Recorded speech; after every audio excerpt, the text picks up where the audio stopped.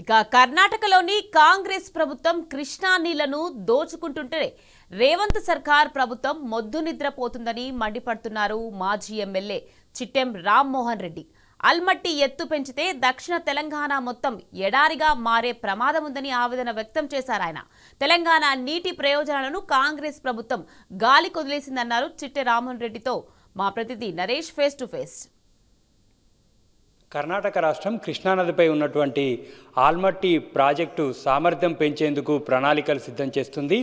ఇదే జరిగితే పాలమూరు జిల్లాతో పాటు దక్షిణ తెలంగాణ అంతా కూడా ఎడారిగా మారనుంది. ఈ అంశానికి సంబంధించి మనతో పాటు మాట్లాడడానికి మక్తల్ మాజీ ఎమ్మెల్యే చిట్టెం రామ్మోహన్ రెడ్డి ఉన్నారు. సార్, కర్ణాటక రాష్ట్రం దాదాపుగా 70,000 కోట్లతో ఒక పెద్ద ప్రాజెక్ట్ని డిజైన్ చేస్తుంది. కృష్ణా నీళ్లను మరో 100 టీఎంసీలు ఆపుకునేందుకు కూడా ప్రణాళికలు రచిస్తుంది.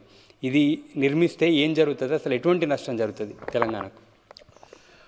ఇది ఎక్కడ జరుగుతుందంటే ఆల్మైటీ డ్యామ్ దగ్గర జరుగుతూ ఉంది. ఇది కాంగ్రెస్ గవర్నమెంట్ సంగతి మీకు తెలిసింది. ఇక ఎట్లుంటుంది, కమిషన్ల కోసం పడదేస్తారు ఎవడన్నా ఏమన్నా కానీ. ఈరోజు కనీసము అది పెంచితే ఈరోజు తెలంగాణకు, దక్షిణ తెలంగాణ కానీ, కింద అవతల శ్రీశైలం కానీ, నాగార్జున కానీ నీళ్ళు తగ్గిపోతాయి. ఇప్పటికే తగ్గింది, చాలా తగ్గింది. ఎందుకంటే వాళ్ళు ప్రతి దగ్గర బ్యారేజెస్ కట్టిండ్రు. ఈవెన్ భీమా మీద కూడా ఇప్పుడు దాదాపు నేను చూస్తున్న 3 రోజుల నుంచి భీమాల నుంచి వస్తున్నాయి నీళ్ళు. మనకు కృష్ణానది కూడా దాదాపు 1,00,000 పైన వస్తున్నాయి. అట్లా స్టార్టింగ్ కూడా కృష్ణానికి వచ్చింది కూడా భీమా నుంచే. కానీ కర్ణాటక నుంచి వచ్చింది మటుకు మనకు తక్కువ. ఆల్మేటి, నారాయణపూర్ అక్కడ నుంచి వచ్చేది మటుకు తక్కువ. ఈ సనతికి నుంచి వస్తూ ఉన్నాయి. కానీ అది గిట్ల పెంచితే ఆల్మేటి డ్యామ్ వాళ్ళు 2 మీటర్స్ పెంచాలి అనే ఒక ప్రతిపాదనతో పోయినరు. అక్కడ ఉన్న బీజాపూర్ అనే టౌన్ పెద్దది, ఇట్స్ అరౌండ్ 70,000 హ్యాబిటేషన్స్ ఏదో ఉన్నారు వాళ్ళంతా అక్కడ, ఇండ్లు గిట్లని. వాళ్ళకు కూడా పేమెంట్ ఇచ్చి ఇమ్మీడియట్ ఖాళీ చేయాలని దాదాపు 1,30,000 కోట్లు ఏదో పెట్టుకొని దాన్ని వాళ్ళు మొదలు పెడుతున్నారని తెలిసింది మాకు కూడా. కానీ ప్రాసెస్ ఎప్పటి నుంచో ఉండింది. కానీ ఇప్పుడు వాళ్ళు ఇక ఎట్లయిపోయిందంటే ఇక కాంగ్రెస్ ప్రభుత్వం ఏది దొరికితే దోసుక తినిపోవాలని ఉన్నారు.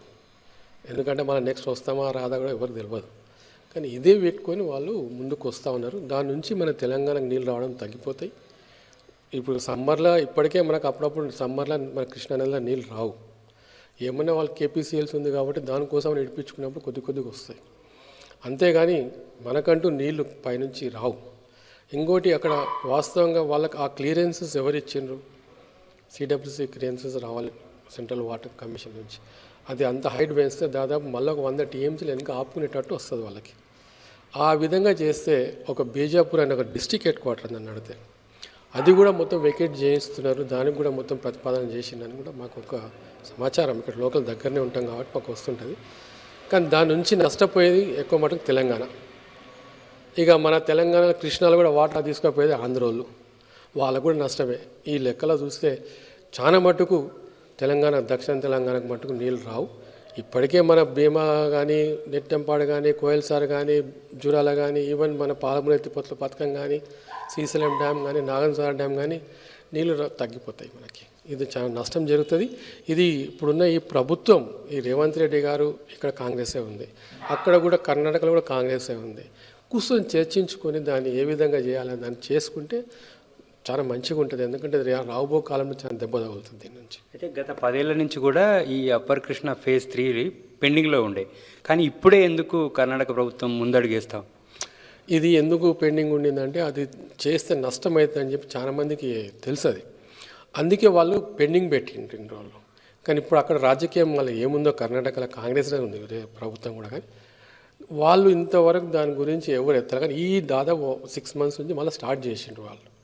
ఎట్లా స్టార్ట్ చేసిండ్రు అంటే ఇది చేస్తే మనకు ఇంకా కమిషన్ల కోసమే ఉంటుంది, వేరే ఏముంటుంది అక్కడ. కానీ ఇప్పుడు ఒక డిస్ట్రిక్ట్ హెడ్ క్వార్టర్ని ఖాళీ చేయాలంటే ఆషామాషే కాదు. ఇప్పుడు మనం ఒక ఆర్ఆర్ సెంటర్ చేయాలంటే, ఒక జిల్లానే హెడ్ క్వార్టర్ని చేయాలంటే అంత ఆషామాషే కాదు. ఇక దాంట్లో ఎన్నో ఉంటే దోసుకు తిని ఇంకే ఇప్పుడు అది మొదలుపెట్టిరని మాకు అర్థమవుతుంది. అంతకుమించి ఈ రేపటి నాడు ఇది చేస్తే మటుకు చాలా నష్టం జరిగిపోతుంది మన తెలంగాణ రాష్ట్రాలకు. అది చాలా ఇది బ్యాడ్ సింబల్ మనకు. అది వాస్తవంగా చెప్పాలంటే దీనికి ఇప్పుడున్న ముఖ్యమంత్రులు అందరూ స్పందించి దాన్ని ముందుకు తీసుకుపోతేనే ఏమన్నా ఆగుతుంది. కానీ తర్వాత నష్టం జరిగినాక చేతులు పట్టుకుంటే కష్టం. ఇప్పటికే మీరు కృష్ణానది మీద కర్ణాటక కడుతున్నటువంటి బ్యారేజ్ల మీద కూడా మీరు పోరాటం చేశారు ప్రత్యక్షంగా. ఇప్పుడు బీఆర్ఎస్ పార్టీ తరపున అసలు దీనికి సంబంధించి ఎట్లా ముందుకెళ్ళబోతుంది? కర్ణాటక ప్రభుత్వం ఎట్లా ఉందంటే నీళ్ళ కోసం వాళ్ళు దేనికని తెగిస్తారు వాస్తవంగా చెప్పాలంటే. ఇప్పుడు భీమా ప్రాజెక్ట్ ఉంది, భీమా ప్రాజెక్ట్ మీద నది మీద దాదాపు 8 బ్యారేజీలు ఉన్నాయి. వాళ్ళు మళ్ళీ ఏం చేసినారంటే దాన్ని చెరువులకు అనుసంధానం చేసిండ్రు. ఇక మన తెలంగాణ బార్డర్లకు భీమా వస్తుందనగా దాని దగ్గరనే మళ్ళీ పెద్ద బ్యారేజ్ ఒకటి కట్టినది ఇప్పటికి 2 సార్లు కూలిపోయింది. ఓవర్ వచ్చేసి దాని మీదకి వెళ్ళి పారిపోయినాయి, డ్యామ్ మీదకి వెళ్ళి పారినాయి, సైడ్లకు అంతా పోయింది. మళ్ళీ చేసుకుంటూ మళ్ళీ పెడుతున్నారు, మళ్ళీ చేస్తారు. అంటే దాని ఉద్దేశం ఏంది? వాళ్ళు ఎటు తిరిగి దాన్ని సాధించుకునే ఉద్దేశం అంతే, మనకు రాకుండా నీళ్ళు ఆపాలని. కానీ అది ఆగట్లేదు. ఎందుకంటే పైనుంచి దేవుడు మనకు సార్ మంచి వర్షాలు కురిపించి మంచిగా వచ్చింది, నదులు కూడా మంచి ప్రవహిస్తున్నాయి. కానీ దాన్ని ఇట్లే ప్రతి సంవత్సరం ఉంటుంది అనుకుంటామా? ఉండదు కదా. ఇప్పుడు పోయినసారి చంద్రబాబు నాయుడు ముఖ్యమంత్రి ఉన్నప్పుడు 7 సంవత్సరాలు కరువు కాటకాలు చూసినాం, తాగానికి నీళ్ళు లేకుండా చూసినాం. రేపటినాడు సరే ఇప్పుడు అంటున్నారు, రేపటినాడు ఇదే జరిగితే అప్పుడు ఏం చేయాలి? అందుకే ఇప్పుడు మనం కట్టుకున్న ప్రాజెక్టుకి నీళ్లు రావాలంటే వాళ్ళు పైన అల్మట్టి డ్యామ్ని ఆపాలి, ఎంత ఉందో అంతే పెట్టుకోవాలి. దాని తర్వాత మన నారాయణపూర్ ఉంది, నారాయణపూర్ తర్వాత చిన్న చిన్న దాటుకుంటే మన తెలంగాణలోకి వస్తాయి.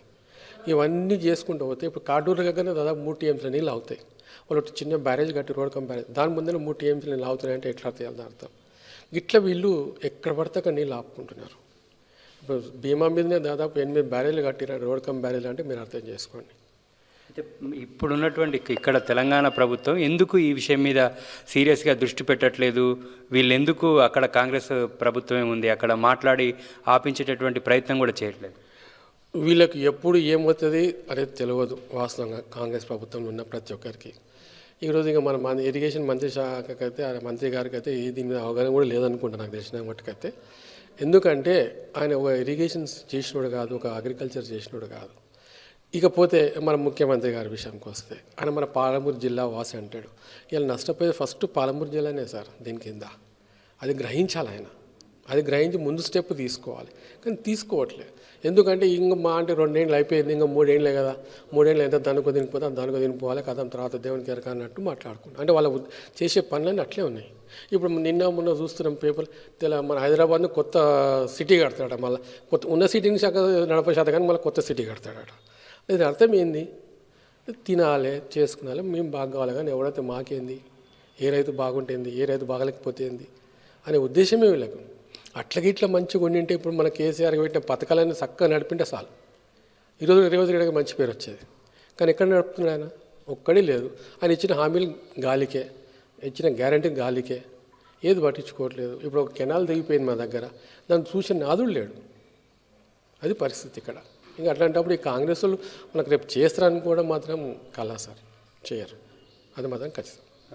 కర్ణాటక రాష్ట్రం కృష్ణా నీళ్ళ దోపిడీని తెలంగాణ ప్రభుత్వం వెంటనే అడ్డుకోవాలని, లేకపోతే తెలంగాణ రాష్ట్రంతో పాటు ఏపీ రాష్ట్రానికి కూడా అసలు కృష్ణా నీళ్ళే దొరకవని, దక్షిణ తెలంగాణ కూడా ఎడారిగా మారేటటువంటి అవకాశం ఉంటుందని మాజీ ఎమ్మెల్యే చిట్టెం రామ్మోహన్ రెడ్డి చెప్తున్నారు. వీరేష్ వెంకట్తో నరేష్, టీ న్యూస్, మక్తల్ నుంచి.